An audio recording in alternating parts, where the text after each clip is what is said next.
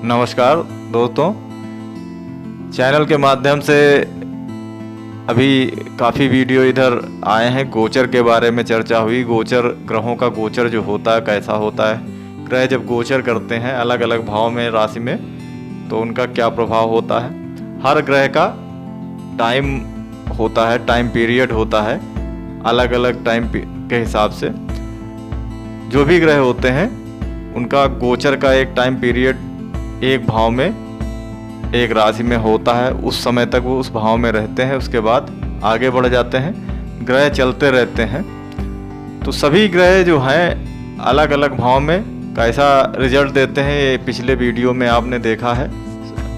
सूर्य, चंद्रमा और मंगल से लेके सारे ग्रह, राहु केतु को छोड़ के, उनका गोचर कैसा होता है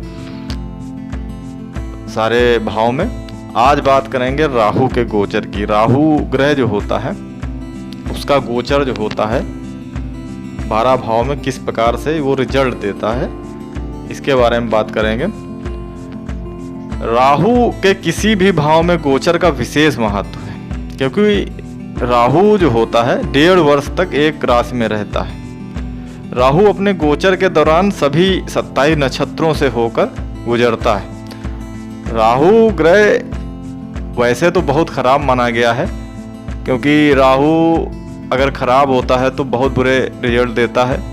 लेकिन अगर इसको देखा जाए तो आज के समय के हिसाब से अगर राहु को देखा जाए तो ये बहुत अच्छा ग्रह माना गया है, क्योंकि राहु बहुत तेज गति से रिजल्ट देने वाला होता है ग्रह।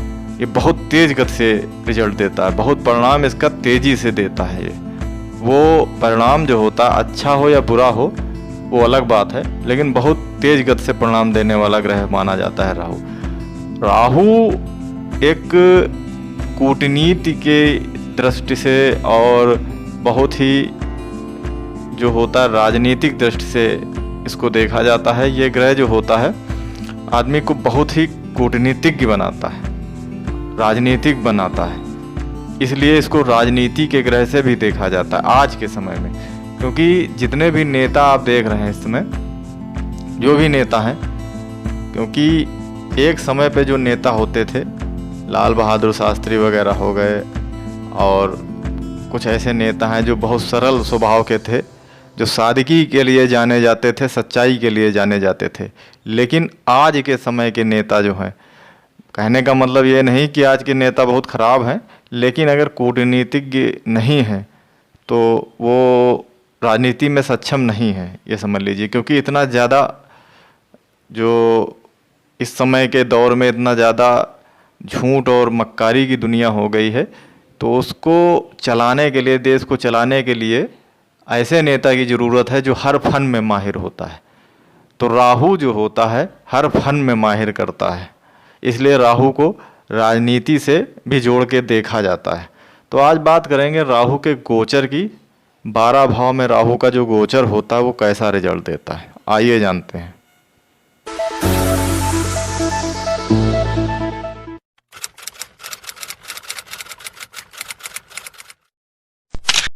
राहु के गोचर के बारे में फल दीपिका के गोचर फलाध्याय में श्लोक नंबर 24 में इसके बारे में दिया गया है, बताया गया है इसके बारे में। राहु का 12 भाव गोचर कैसा होता है, 12 भाव जो होते हैं, 12 भाव जो होते हैं उनमें गोचर कैसा होता है, श्लोक के द्वारा बताया गया है। 24 नंबर श्लोक है। पहले भाव में राहु जब गोचर करता है तो देह की हानि होती है, स्वास्थ्य खराब व रोग होता है, कमजोरी होती है। दूसरे भाव में जब राहु गोचर करता है, दूसरा भाव जो होता है उसमें जब राहु गोचर करेगा तो धन की हानि होती है, ये भी अच्छा नहीं माना जाता है, ये अशुभ होता है दूसरे भाव में राहु का गोचर। इसी प्रकार से तीसरे भाव में पराक्रम का भाव होता है, तीसरा भाव, इसमें जब राहु गोचर करता है तो अच्छा माना जाता है, शुभ होता है, सुख की प्राप्ति होती है इसमें। चतुर्थ भाव जो होता है, कुंडली का चौथा भाव सुख का भाव होता है, तो इसमें राहु जब गोचर करता है तो ये अच्छा नहीं होता है, अशुभ होता है, दुख के अवसर ऐसे में बन जाते हैं, दुख मिलता है व्यक्ति को। पांचवें भाव में संतान का भाव होता है और शिक्षा का भी भाव माना गया है पांचवा भाव। पांचवें भाव में अगर राहु गोचर करता है तो धन की हानि होती है, ये भी अशुभ माना गया है, अच्छा नहीं है ये भी। छठे भाव में जब राहु गोचर करता है, छठे भाव में अच्छा माना जाता है राहु। छठा भाव जो होता है, वैसे तो ये रोग रिपु ऋण का है भाव, अच्छा नहीं माना जाता है, लेकिन अगर इसमें राहु गोचर करता है सुख में वृद्धि करता है। इसी प्रकार से अगर सातवें सप्तम भाव में राहु गोचर करता है तो ये भी अशुभ माना जाता है, खराब होता है ये। आठवें भाव में राहु गोचर करना बहुत ही खराब माना जाता है, मृत्यु की संभावनाएं ज़्यादा बढ़ जाती हैं व्यक्ति की। इसका मतलब ये नहीं होता है कि मृत्यु ही हो जाती है, मृत्यु तुल्य कष्ट भी हो सकता है इसमें। नवा भाव जो होता है, नवा भाव भाग्य का भाव होता है, नवे भाव में अगर राहु गोचर करता है तो हानि होती है, ये भी खराब माना जाता है, अशुभ होता है ये। 11वां भाव, 10वां भाव जो होता है, 10वां भाव संघर्ष का भाव होता है, ये बहुत संघर्ष का भाव होता है। राहु 10वें भाव में सबसे अच्छा माना जाता है। ये राजनीति से भी इसको जोड़कर देखते हैं, राहु अगर 10वें भाव में होता है तो सफल राजनीतिज्ञ व्यक्ति बनता है।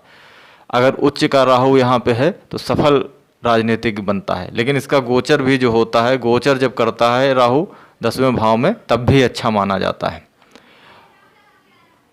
और 11वां भाव जो होता है आय भाव कहलाता है। आय भाव में जब राहु गोचर करता है तो ये भी भाग्य में वृद्धि करता है, ये भी अच्छा माना जाता है। कुल मिला के ये अच्छा भाव, अच्छा गोचर होता है इसमें जब राहु गोचर करता है। और 12वां भाव द्वादश भाव जो होता है, द्वादश भाव में अगर राहु गोचर करता है तो द्वादश भाव तो वैसे भी आप जानते होंगे कि व्यय का भाव होता है, त्रिक भाव में ये आता है। तो इसमें राहु गोचर करेगा तो व्यय की अधिकता हो जाती है, ये खराब माना जाता है, अच्छा नहीं होता है। केतु का गोचर जो होता है क्या प्रभाव होता है? केतु का जो गोचर होता है, उसके गोचर को अब जो राहु का गोचर है उसी को, राहु के गोचर के जो शुभ या अशुभ भाव हैं उसी प्रकार से केतु के गोचर को भी समझना चाहिए। वो उसी प्रकार से रिजल्ट देता है केतु, क्योंकि राहु और केतु एक ही हैं, सर और धड़ ये एक ही माने जाते हैं, एक सर है तो एक धड़ है। तो दोस्तों आपने जाना कि राहु और केतु का जो गोचर होता है प्रत्येक भाव में कैसा रिजल्ट देता है। अगले वीडियो में एक नए विषय पे चर्चा करेंगे, गोचर की बात हो गई, नए विषय पे चर्चा करेंगे और आपके माध्यम से आपको चैनल के माध्यम से आपको अच्छे अच्छे विषयों पर, नए टॉपिक पर वीडियो आपको देते रहेंगे चैनल के माध्यम से। तो तब तक के लिए नमस्कार, धन्यवाद मित्रों।